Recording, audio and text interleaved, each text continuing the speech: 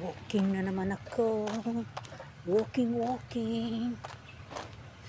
Ngayong araw hindi na ako kumain ng kanin. Okay. Kahapon nag-only rice. No kanin today. No kanin. Kasi nag-only rice kami kahapon. Panayang kain. Kahit saan kain ng kain. Na mahirap na.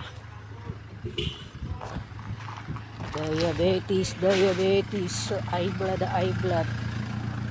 So, ngayon, bawiin natin yung nawalang alindog. Bawiin natin.